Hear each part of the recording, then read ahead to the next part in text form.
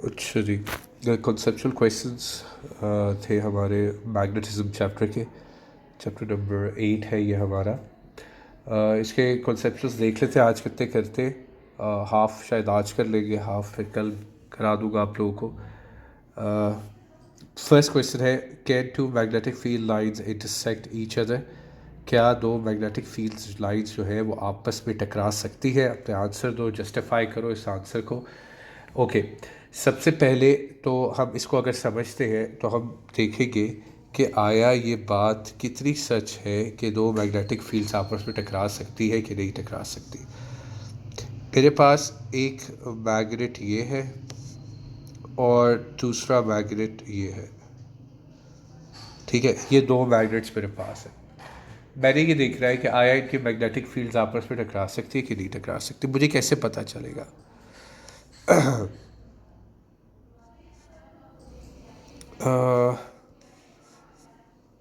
ठीक हो गया। ये इसका साउथ है, ये इसका नॉर्थ है, ये इसका साउथ है, ये इसका नॉर्थ है, ठीक है। होता क्या बेटा कि मैग्नेटिक फील्ड जो है वो नॉर्थ से साउथ की तरफ बनती है। मैग्नेटिक फील्ड कैसे बनती है? नॉर्थ से साउथ की तरफ बनती है, ठीक हो गया। यहाँ से यू करके बनती है।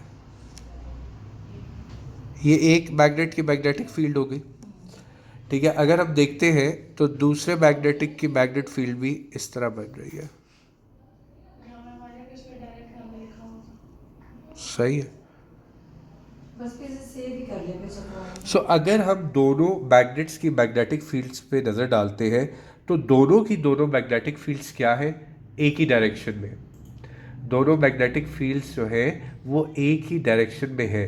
तो अगर डायरेक्शन सेम होगी तो वो आपस में कभी भी नहीं टकराएगी।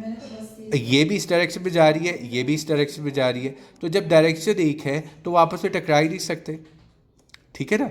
अगर एक बंदा है वो हमारा इस तरह भाग रहा है, ये एक पर्सन है, ये भाग रहा है इस तरफ, और एक पर्सन ये है, ये पर्सन भी भाग रहा है इस तरफ, ठीक है। तो ये दोनों तो सीधा आगे जाते रहेंगे, इनका तो टकराव नहीं होगा आपस में। लेकिन अगर एक पर्सन है ये, ठीक है, और ये इस तरफ को आ रहा है, और एक पर्सन है ये, और ये इस तरफ को जा रहा है, तो ये दोनों तो आपस में टकरा जाएंगे, क्योंकि इनकी लाइन्स जो है वो क्या हो गई है, वो ऑपोजिट हो गई है। जबकि जो क्वेश्चन था मैग्नेटिक फील्ड का, वो कहता है कि आया ये इंटरसेक्ट करेगी कि नहीं करेगी। तो वो इंटरसेक्ट इसलिए नहीं करेगी कि वो इस रूल को ओबे कर रही है, इस रूल को ओबे नहीं कर रही, तो इसलिए ये इंटरसेक्ट नहीं करेगी। तो हम कहेंगे, बड़े आराम से आंसर देंगे, no two magnetic fields can not intersect each other. No two magnetic fields can cannot intersect each other, ठीक है। अब रीजन भी देना है। If they were to intersect,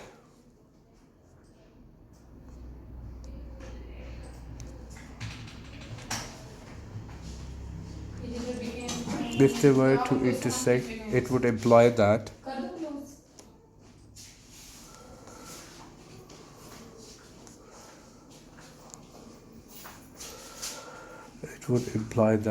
at the point of intersection,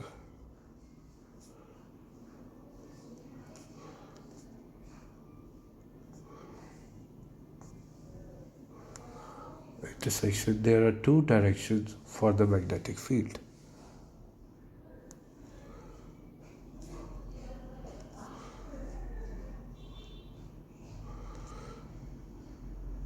For magnetic field, which is physically impossible, as you saw up there, which is physically impossible। देखा ना आप लोगों ने, वो फिजिकली पॉसिबल ही नहीं था ना कि दो अलग अलग डायरेक्शंस में होती। सो अ मैग्नेट, तो इस वजह से हम कहते हैं कि ये पॉसिबल नहीं है। दिस इज़ योर आंसर, इसको आप एक स्क्रीन में देख लो। ठीक है, ओके जी। क्वेश्चन नंबर 2 है, a freely suspended magnet always points along north south pole, why? North south direction, why? अब इसको हम आंसर करेंगे कि ऐसा क्यों होता है।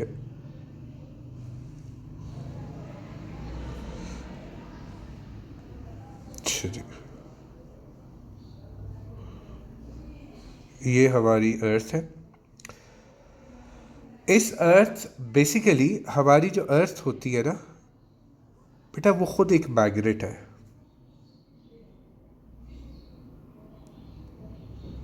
हमारा अर्थ क्या है? खुद एक मैग्नेट है।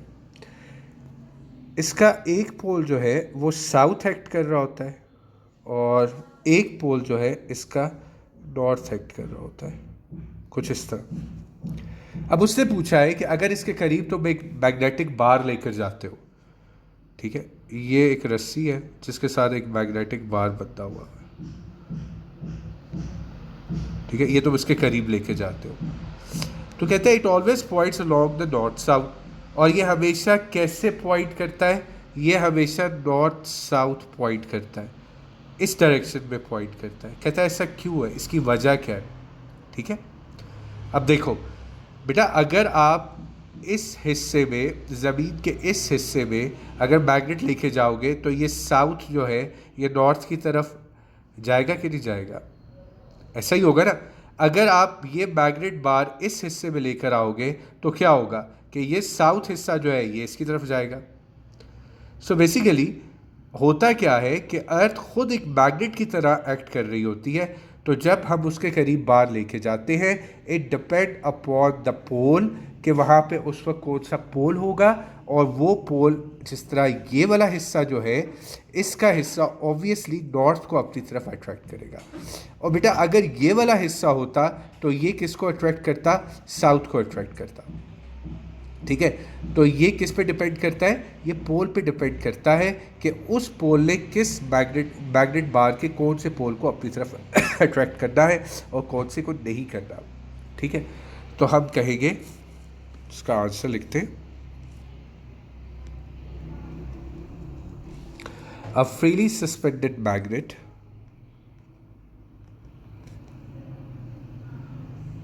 Points along the north south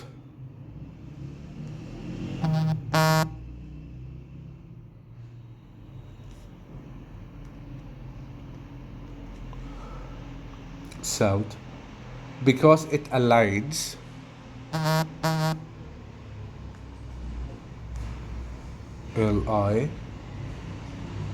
LIGNS with the earth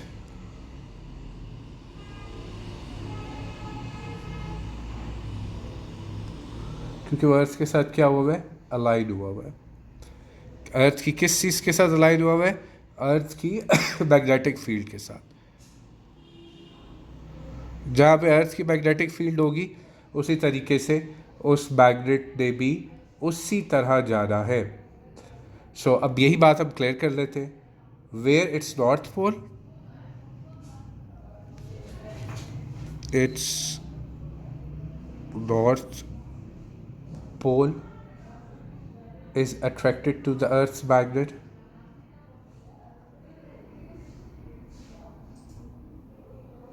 attracted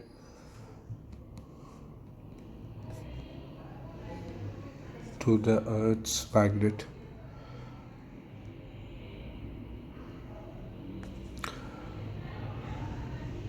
and south pole जो कि south pole होगा near to the geographic north pole।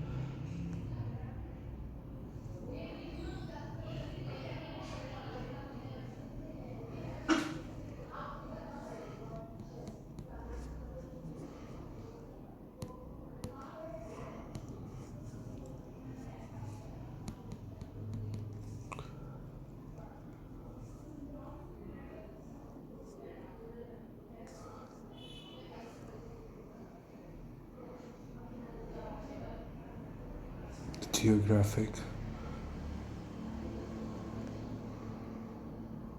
North Pole and its South Pole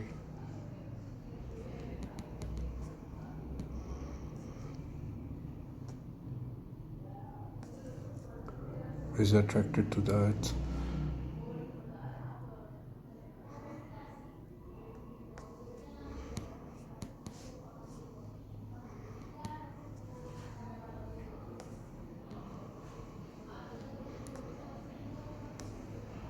Magnetic North Pole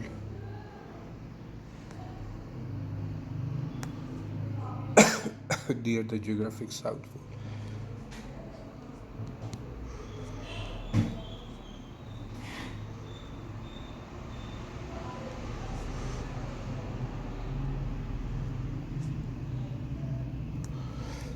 ये बेटा पहले question का answer हो गया। दूसरे का let's move to question number 3। अच्छा जी, क्वेश्चन नंबर 3 है व्हाट इज न्यूट्रल जोन और field free region of the magnetic field. इसका मतलब क्या है कि न्यूट्रल जोन या फील्ड फ्री रीजन कौन सा होता है। मैग्नेट्स के दरमियान, मैग्नेटिक फील्ड्स के दरमियान फ्री रीजन कौन सा होता है। लेट्स सपोज हमारे पास एक सोर्स है और उस सोर्स के अंदर एक मैग्नेट लगा हुआ है, ठीक है। एक सोर्स ये है और इस सोर्स के अंदर भी एक मैग्नेट लगा हुआ है। ये दो डिफरेंट सोर्सेज हैं और दोनों डिफरेंट सोर्सेज में मैग्नेट्स लगे हुए हैं। इस सोर्स का नाम है सोर्स ए और इस सोर्स का नाम है सोर्स बी। सो दो डिफरेंट सोर्सेज हो गई, यानी कि दो डिफरेंट सोर्सेज के दो डिफरेंट, ये अगर नॉर्थ है तो ये साउथ हो जाएगा, ये अगर नॉर्थ है ये साउथ हो जाएगा। तो दो डिफरेंट सोर्सेज की दो डिफरेंट मैग्नेटिक फील्ड्स भी होंगी भाई, ठीक है, ऐसे ही होगा ना। अब इधर भी यही है, नॉर्थ से साउथ ही हम जाएंगे। एक्चुअली मैं इसको उसी तरह बना लेता हूँ ताकि मुझे बनाने में आसानी हो।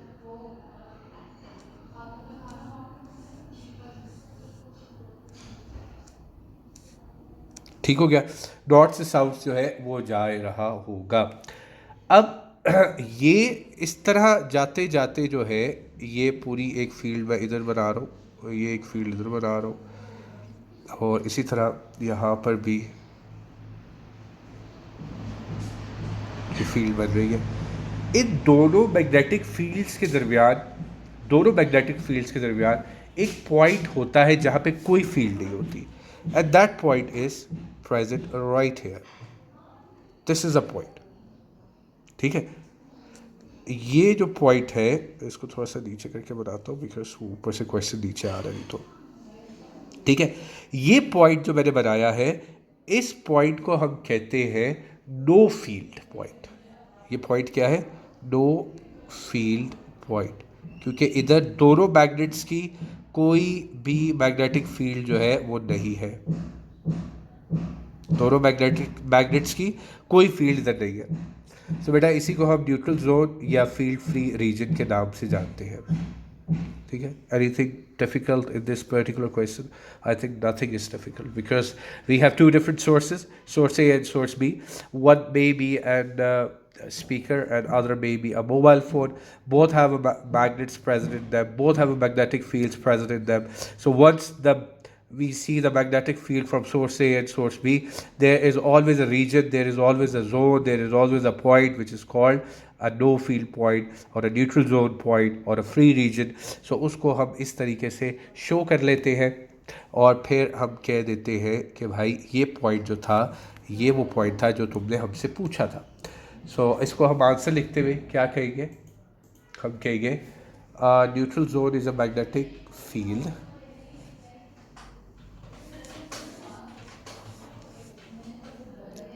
एक second.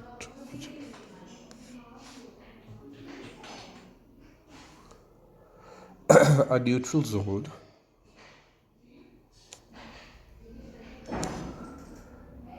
in a magnetic field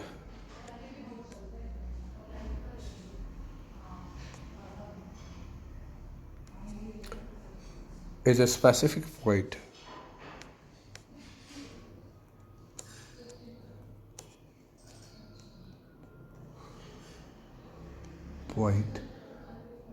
where the net magnetic field is zero.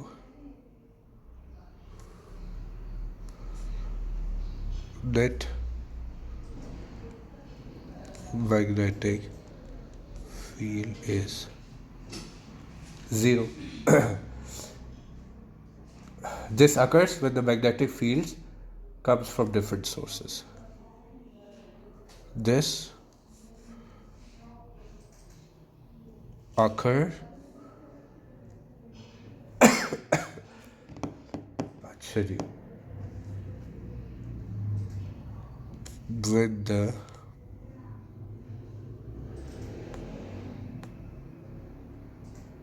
magnetic fields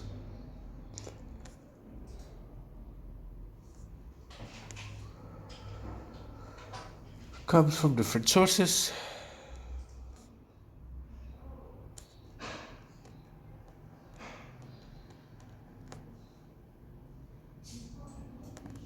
ये बेटा हमारा क्वेश्चन नंबर 3 का भी आंसर हो गया. ठीक है. ओके जी, question number 4 is that will be our last question for today. बाकी फिर मैं आप लोगों को नेक्स्ट क्लास में कराऊंगा. Is there any material which does not have any magnetic field justify your stance.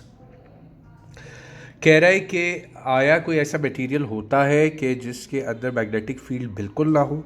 ये एक बहुत अजीब सवाल है. उसका रीज़न क्या है कि हम जब कहते हैं कि मैग्नेटिक फील्ड की बात करते हैं, सो देयर आर मटेरियल्स, कोई शक नहीं कि there are materials which do not exhibit magnetic behaviour. यानी कि मैं कहूँगा कि इस बात को मैं डिनाई नहीं कर सकता. मैं कहूँगा yes there are material, there are materials that do not exhibit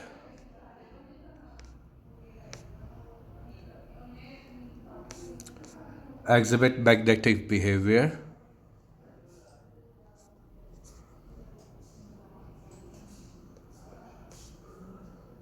ठीक है.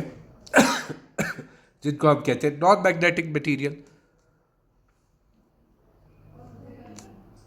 These are called non-magnetic materials. लेकिन अकॉर्डिंग टू फ्यू साइंटिस्ट्स जो कि बिल्कुल सही वो बात करते हैं, there are two materials which are called diamagnetic and paramagnetic. So these materials have very weakly repelled magnetic field. ठीक है. दो चीज़ों को मैं कहूँगा. there are two magnetic materials. एक जिसका मैं नाम लूँगा diamagnetic, ठीक है, और दूसरे का मैं नाम लूँगा पैरामैग्नेटिक. सही है. जब मैं बात करूँगा डायमैग्नेटिक की, ठीक है, जब मैं बात करूँगा डायमैग्नेटिक की, सो मैं कहता हूँ कि they are weakly repelled by magnetic field. मैं कहता हूँ दे आर वीकली, ठीक है, they are weakly repelled by magnetic field.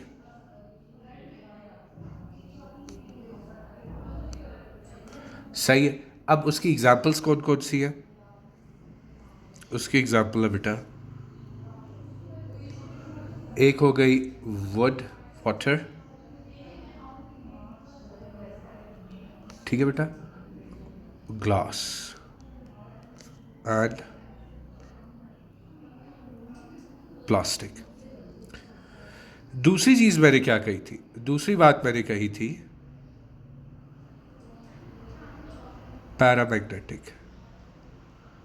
ऊपर मैंने कहा कि भाई yes there are materials that do not exhibit magnetic behaviour. बिल्कुल ऐसा है कि मैग्नेटिक बिहेवियर नहीं शो करते कुछ मटेरियल. लेकिन आगे मैं कह रहा हूँ कि नहीं, कुछ कंडीशंस है according to some scientist, according to my studies, कि डायमैग्नेटिक फील्ड होती है. पैरामैग्नेटिक फील्ड होती है नॉन मैग्नेटिक मटेरियल्स के अंदर भी. सो दीज, अच्छा, paramagnetic again these materials are weakly attracted to magnetic field. They are weak and attracted to a magnetic field. Attracted to a magnetic field. सो डायटैमिक जो है, magnetic जो है वो रिपल्ड होती है, पैरामैग्नेटिक जो है वो अट्रैक्ट होती है. कौन सी इसकी एग्जाम्पल है बेटा? इसकी एग्जाम्पल में आ जाता है हमारे पास मैग्नीशियम आ जाता है, एल्यूमिनियम आ जाता है, ठीक है, टाइटेनियम भी इसी की एग्जाम्पल है.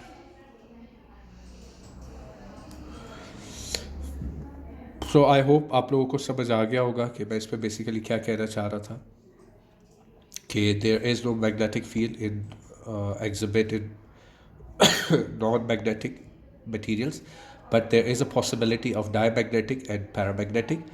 तो वो उसको भी हमने मेंशन कर दिया, और जो उसका सवाल था उसका जवाब भी हमने प्रॉपर्ली दे दिया. ठीक है, today we will finish your class till question number 4, और इसके अगले क्वेश्चन जो है वो फिर मैं आपको बाद में दे दूँगा. कोई भी क्वेश्चन हो बेटा ज़रूर पूछिए.